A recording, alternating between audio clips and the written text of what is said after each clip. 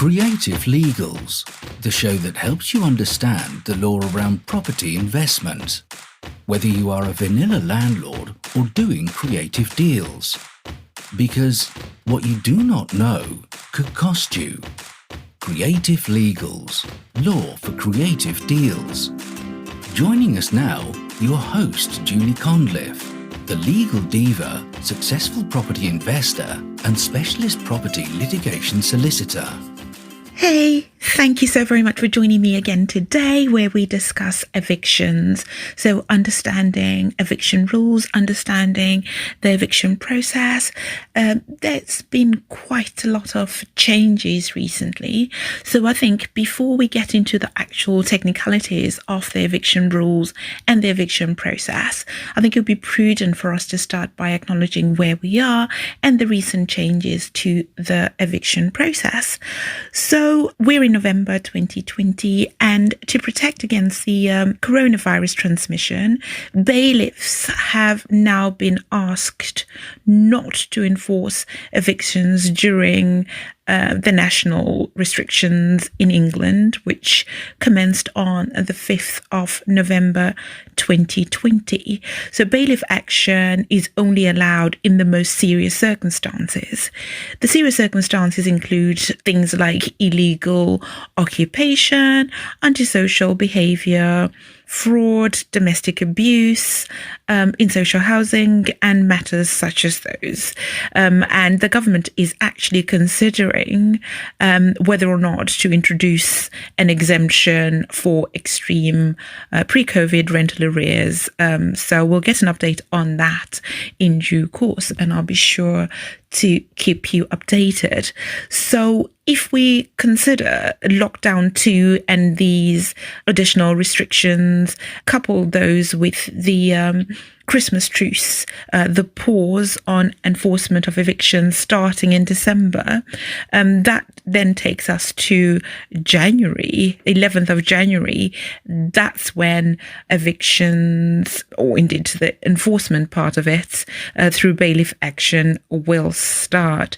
So nothing is going to happen effectively until the 11th of January. And even then, we don't know for definite whether eviction proceedings will commence right away. So I think it's very, very important that if we are going to kickstart the eviction process now by way of service of notices, we actually have a good understanding of exactly what we're doing and that we do it right at the outset. Otherwise, if we get it wrong, can you imagine the potential delays? So that's why I'm going to be running this eviction series to help property investors, to help landlords, to help letting agents understand what needs to be done and how it's done. One of the questions I'm commonly asked is, can I evict someone right now?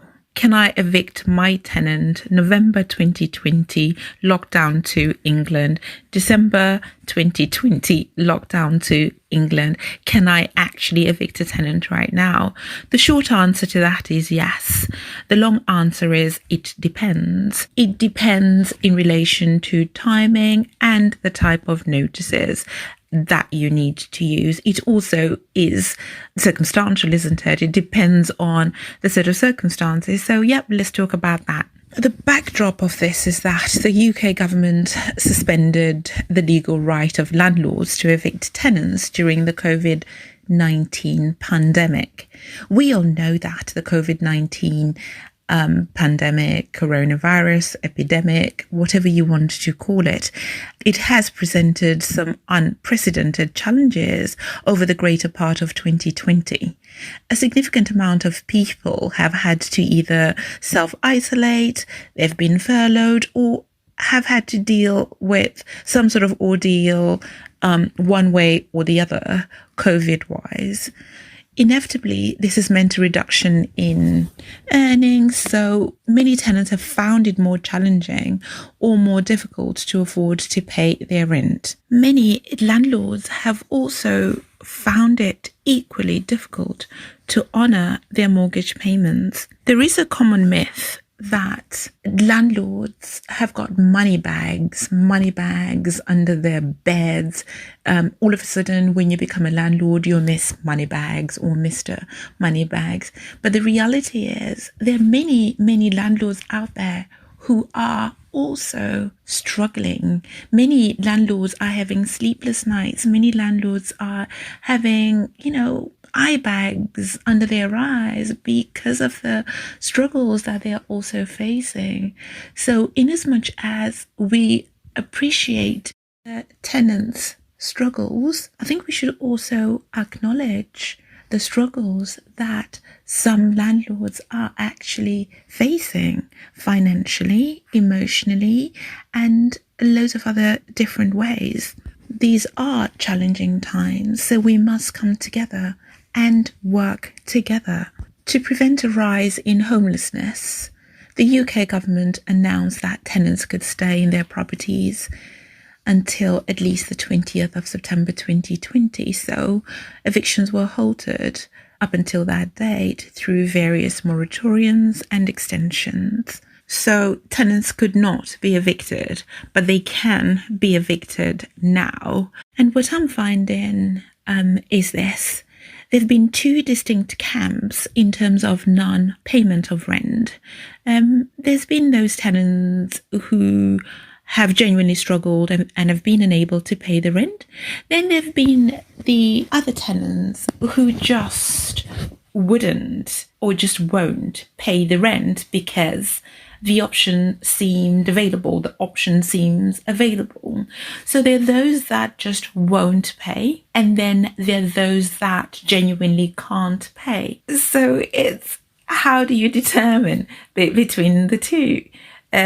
Some tenants are on furlough. They've been furloughed on full salaries, but you find that they're actually just not paying the rent. And then, some are genuinely struggling. So, they just perhaps cannot afford to pay the rent. So it's won't pay or can't pay. I've done a separate recording on that, which you're welcome to listen to. But the summary of it is the ban was lifted. So now we can proceed with the eviction proceedings.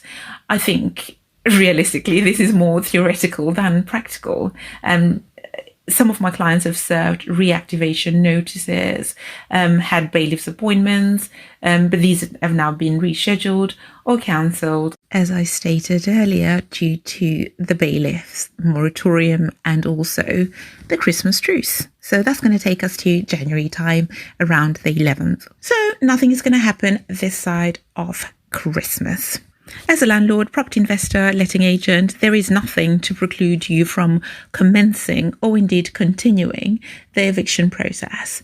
The likelihood of you getting your property back this year is next to nothing. You're not likely to get your property back. That's that. But also, even if you chose to go ahead with the evictions, you've got to have a good reason for the eviction. So a good reason could be that the tenant is not paying rent. Whilst this is a legitimate reason for an eviction, we also need to be mindful of, the COVID season and the fact that tenants, or at least some of them, are struggling financially. So my recommendation is negotiation. Try and negotiate with the tenant.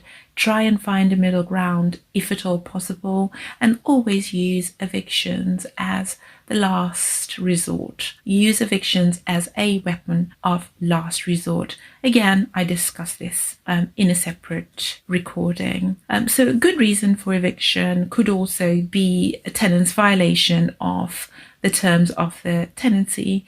So the tenancy agreement that your tenant signed at the outset of the tenancy is a legally binding document. Breaching the terms of that agreement could warrant eviction. So rental arrears, good reason. Tenant's violation of tenancy terms, good reason. Another good reason could be that perhaps the tenant has caused damage to the property. Accidents happen, we know that, but we also must be accountable for our actions. The damage referred to here is normally reckless property damage, criminal property damage, intentional property damage, something that falls along those particular lines. This could be caused by irresponsible decision making, or perhaps, an absence of common sense. Common sense does go for a walk sometimes. Anyway, property damage is a breach of contractual terms and could be a good reason for the eviction.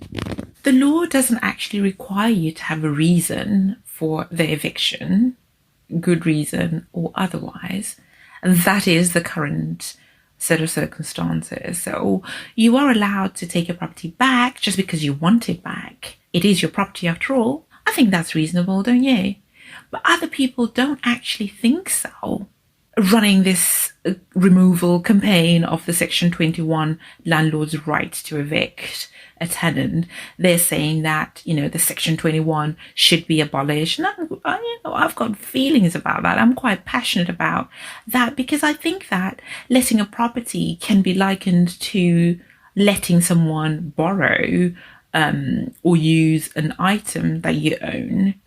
So the item belongs to you and you let someone else use it for a defined period of time for a fee. So you're letting somebody use your house. They pay you a fee by way of a rental. Yeah. So it's a bit like borrowing a book from the library based on a membership. Well, look, I'm not taking, property investment lightly. I'm not taking renting a property lightly. I'm mindful of the fact that this is somebody's home. So I get that.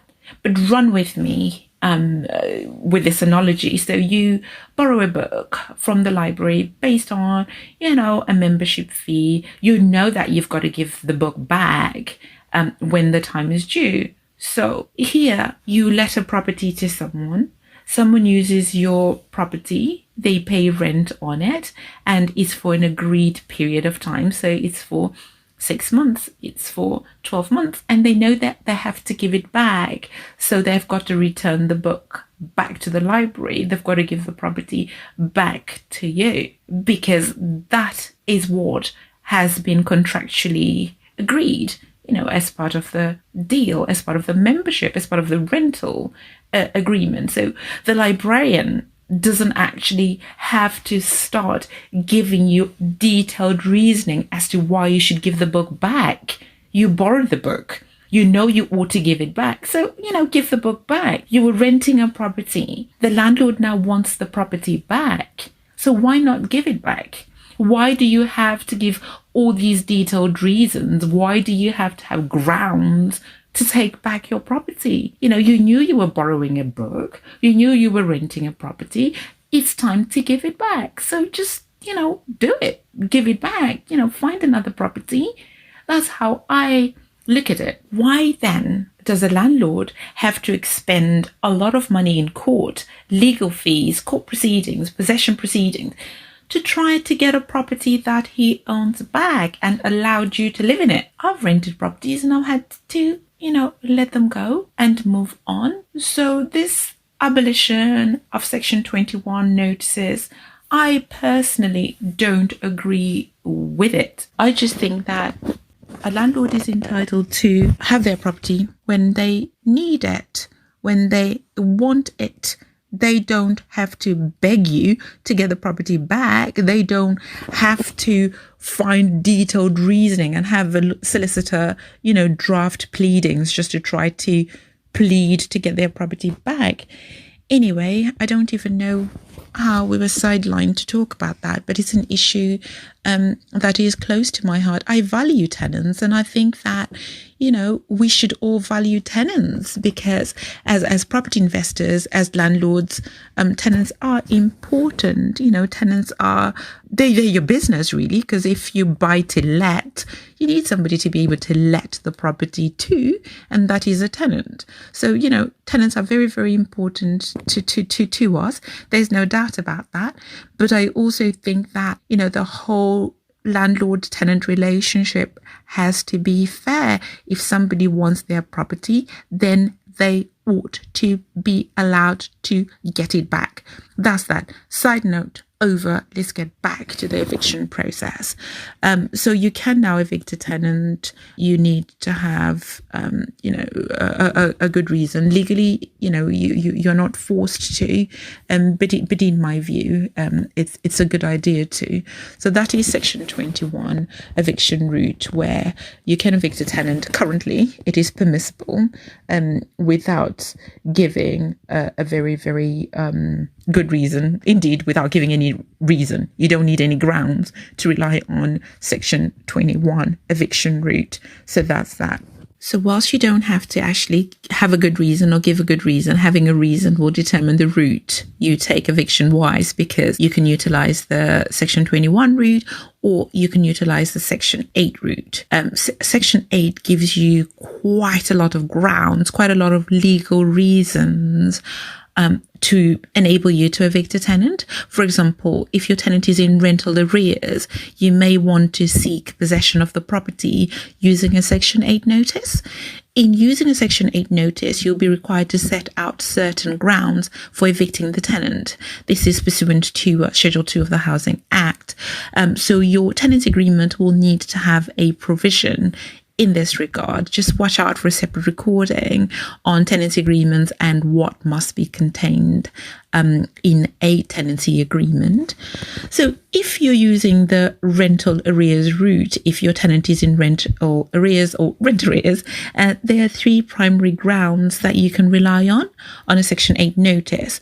So the first ground is ground 8. This ground requires that both at the date of service of the Section 8 notice and at the date of the hearing, if rent is payable weekly or fortnightly, at least 8 weeks' rent remains unpaid. If rent is payable monthly, at least 2 months' worth of rental arrears are subsisting. If rent is payable quarterly, at least 1 month's quarter's rent is more than 3 months in arrears. If rent is payable annually, yearly, at least 3 months' rent is more than 3 months in arrears. So just to repeat that, if you are seeking to rely on ground 8 based on rent arrears, you need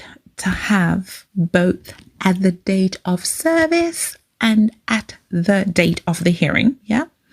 If rent is payable fortnightly or weekly, you need at least 8 weeks' rent to be unpaid. If rent is payable monthly, you need at least 2 months' rent to be unpaid. If rent is payable quarterly, you need at least 1 quarter's rent to be more than 3 months in arrears. If rent is payable every year, yearly or annually, then you need at least 3 months rent to be more than 3 months in arrears. That was a bit of a mouthful, but I'm sure you got it.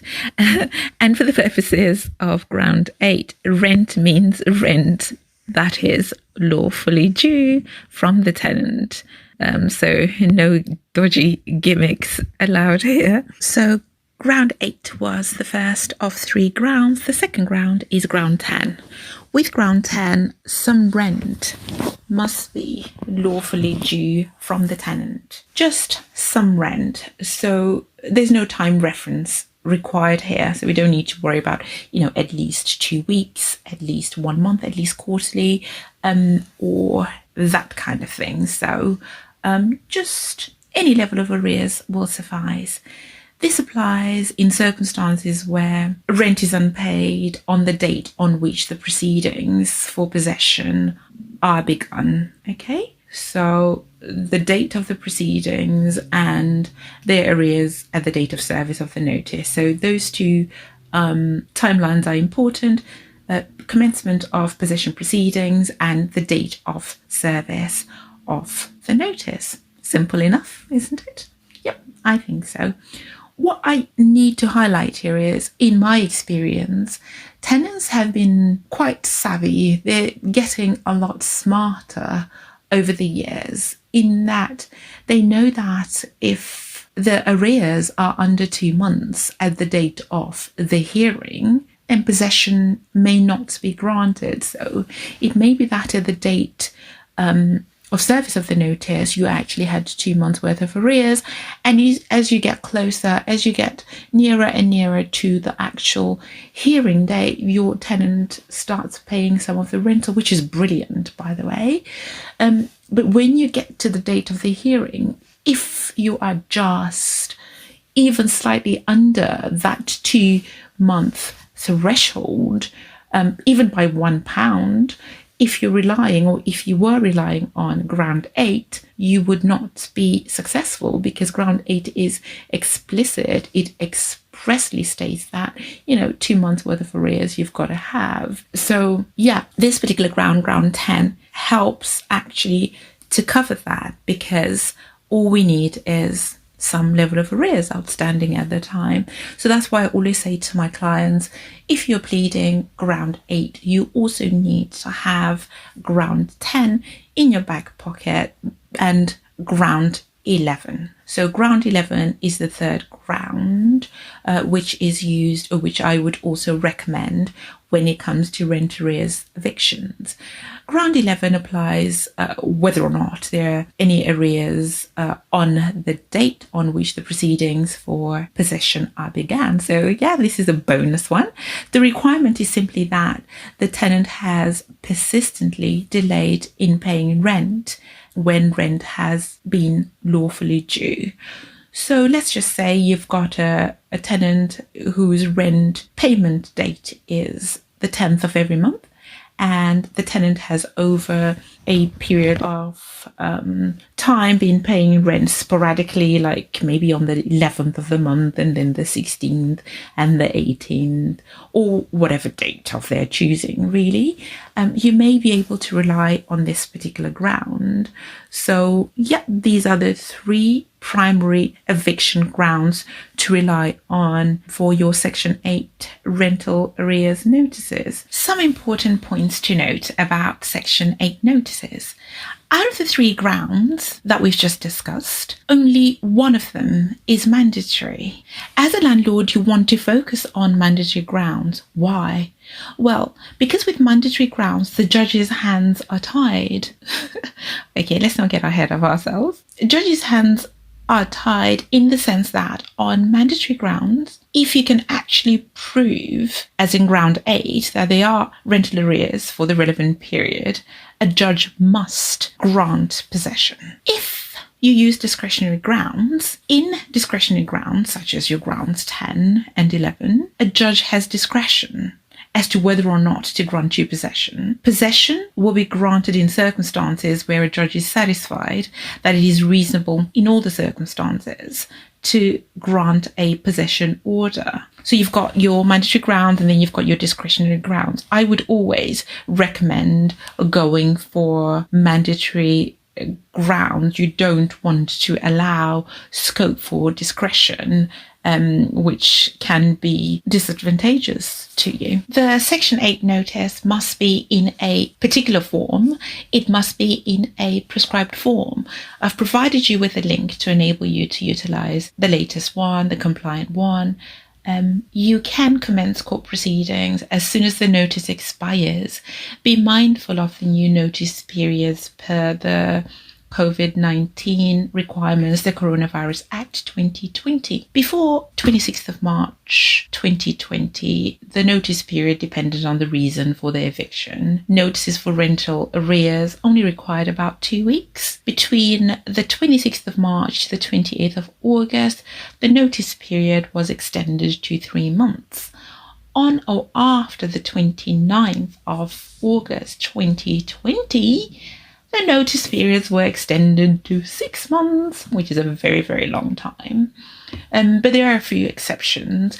With your Section 8 notices, particularly the rent arrears, which is what we're focusing on right now, if your tenant has 6 months or more worth of arrears, then that could be expedited by way of 4 weeks notice. So I discuss eviction grounds and I also discuss notice periods in a different recording. So be sure to look out for that. The Section 8 notice is valid for 12 months. So if you don't start court action within that 12-month period, the notice will expire, and you don't want that. So use it or lose it. So that's that with Section 8. And a Section 21 notice, the period has been extended as well to 12 months. So the Section 21 notice is valid for 12 months. If you don't start action within that period of time, the notice will expire. Again, use it or lose it. Literally is that simple. So now with your Section 21 notices, we've already established that you don't actually need to set out any specific grounds. So there aren't any grounds required when it comes to Section 21 notices. So you can use a Section 21 notice to evict your tenants either after expiration of the fixed term, if it's a written contract, and I would encourage you to have a written contract. There really isn't a requirement in law to have a written tenancy, but in my experience as a solicitor who's done this for over 15 years, I would say that it's important. It's actually almost crucial to have a tenancy agreement because it sets out the terms of the agreement between the parties. So yeah, let's get it done. So you can use a Section 21 notice to evict your tenants during a periodic tenancy. So that is a tenancy with no fixed end date, commonly referred to as a periodic tenancy. So you can use your Section 21 eviction notice in both those circumstances. There are specific prohibitions on using a Section 21 notice in England.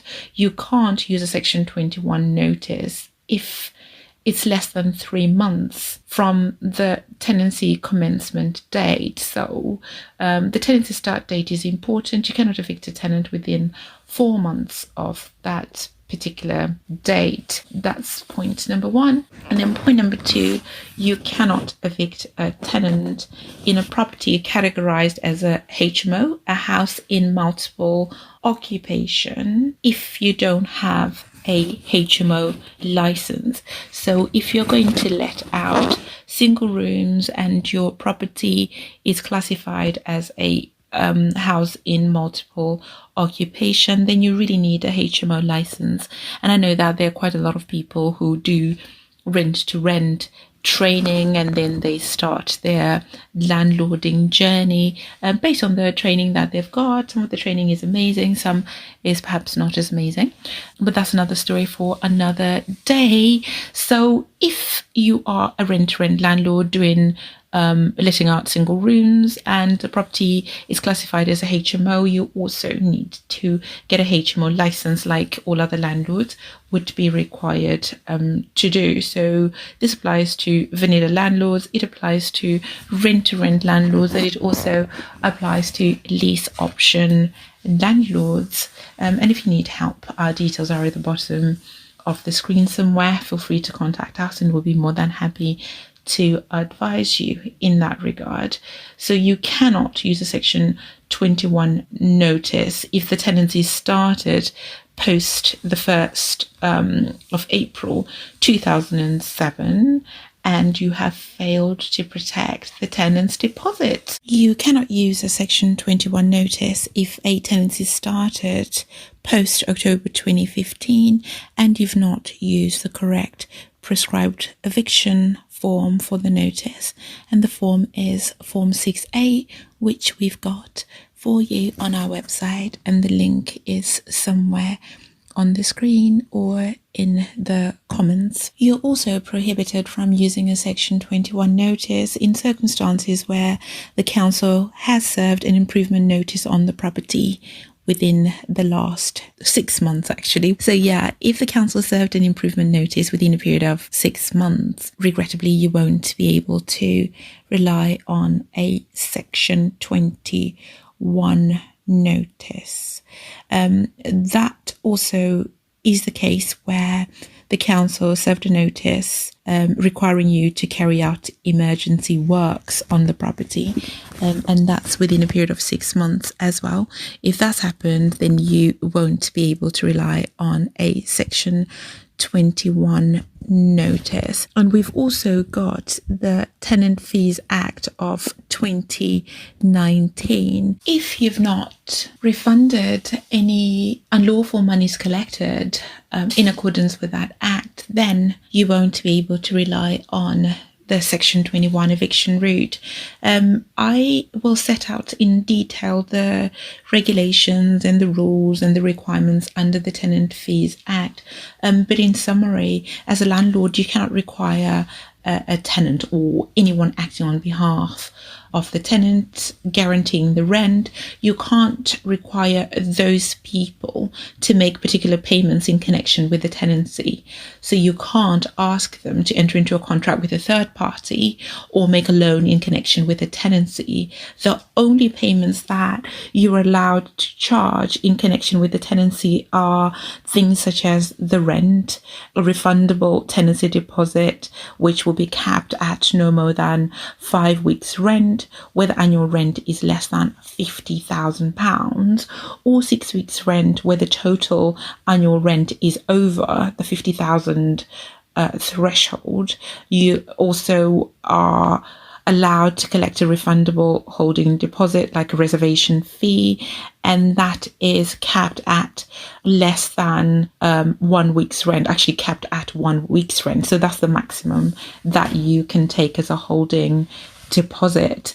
And you're also allowed to make some payments to change the tenancy terms if requested by the tenant. Again, the maximum that you can charge here is normally £50. If it's a higher fee that you charge, you have to evidence that that particular charge, that particular fee is reasonable in all the circumstances. You're also allowed to charge payments associated with early termination of a tenancy. That's if the tenant requested the early termination of the tenancy. There are also some payments that are allowed in relation to utilities, such as your TV license, council tax and communication services, and a default fee for late payment of rent or replacement of a lost key, security fob. You're allowed to charge for those.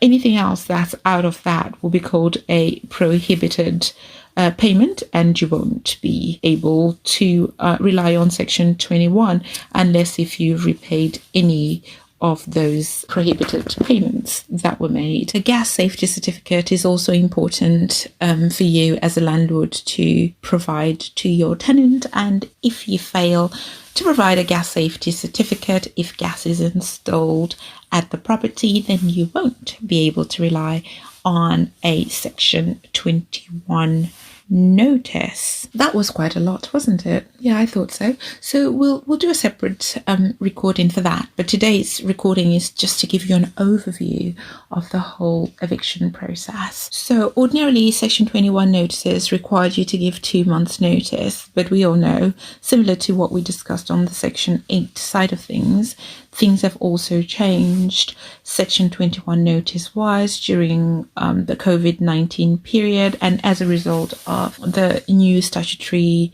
instruments implemented to help. So because of that, we now need to give a longer notice period. If you gave your tenant notice between the 26th of March 2020 and the 28th of August 2020, the notice period required would have been 3 months. If the notice was given post the 28th of August 2020, then the notice period would be 6 months. In England, the rules are different in other parts of the country, and you may need to give a longer notice period if you have a contractual periodic tenancy. This is a fixed term tenancy that has ended but included a clause to continue as a periodic tenancy. The amount of notice must be the same as the rental period. So if this is more than 2 months, for example, if your tenant pays rent every 3 months, then you must give 3 months notice. The important thing to consider here is if you give your tenants notice, that could be a section 8, that could be a section 21, that could be a notice to quit. If you're dealing with your common law tenancies, whatever notice you give, one of the key points to take away is that you need to prove that you've given the notice.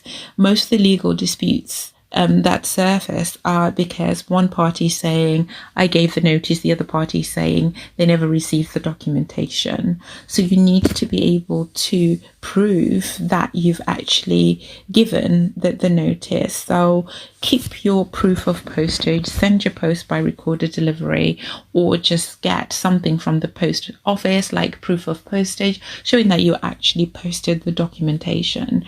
And what you may also want to do is to provide a notice of service, and that's a standard form which you can find on our website or online. It's called a certificate of service, and it's a form N125. That goes a long way in terms of attempting to prove service of a document. So what we've discussed so far is actually stage 1 of the eviction process. We focused on the notices required, on the options available to you, dependent on, the reason behind the eviction, and also dependent on your circumstances, the tenant's circumstances, your requirements. So that is only the first stage. The second stage would be if the tenant doesn't actually vacate the property on expiration of the notice period. What do you do? Do you just go right in and change the locks? Do you go in and take back possession of the property? Well, the short answer is no, you don't. You cannot just take back possession of the property without a court order. So you need to issue court proceedings in the event that a tenant doesn't actually vacate the property. So you need to apply for what is called a possession order. If you're relying on Section 8, you can expedite the process by using a possession claim online. Possession claim online is an online service that I use quite often, and it's pretty self-explanatory, but I'll share my screen with you and showcase exactly how that is done. So the current court fee is £325. That's in November 2020. If you are using the Section 21 eviction route, you can adopt the accelerated procedure, which again I'll talk about in a lot more detail. But the theory is that accelerated possession orders are much quicker than applying for a standard possession order, as there's usually no court hearing. But what you need to be mindful of, or what you need to be aware of, is if the tenant files the defense, even if it's a flimsy, unmeritorious defense, automatically this will move from an accelerated possession to a standard possession. So I think that's something that you just need to be aware of. In respect of both Section 8 and Section 21, if you made a possession claim prior to the 3rd of August 2020, you're required to complete a reactivation notice to tell the court whether or not you want to continue the claim. If you don't want to continue the claim, you don't have to file a reactivation notice. But if you want to continue the claim, then you must complete a reactivation notice, and you also need to give a copy to your tenant. There is a deadline for that, and that's the 29th of January 2021. So once you've issued court proceedings, the case will progress naturally. If the tenant doesn't defend the claim, it goes ahead to a hearing. That's if it's not accelerated. If it's accelerated, like I said, you don't actually need to have a hearing. So if the tenant defends the claim, then it's likely that directions will be made as to the progress of the claim up until you get to court. And then at that point, the judge will decide whether or not to give you judgment for possession of the property, which is a possession order. Even after receiving the possession order, you still cannot go ahead and simply change the locks. You have to wait for the last part of the process, which is where you apply for your possession warrant, your warrant for possession, your warrant of possession. That is commonly referred to as the bailiff application.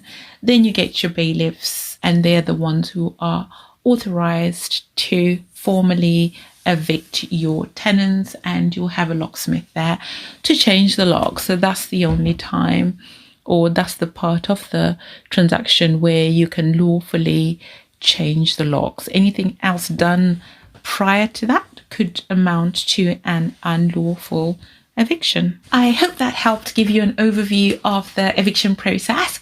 I will get into a lot of detail relating to each and every stage of the process. So thank you so very much for joining me again today. Until next time.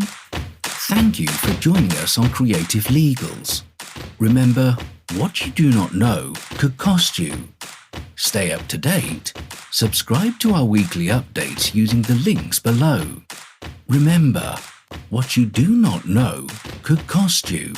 CreativeLegals.com. Faster, smarter, better.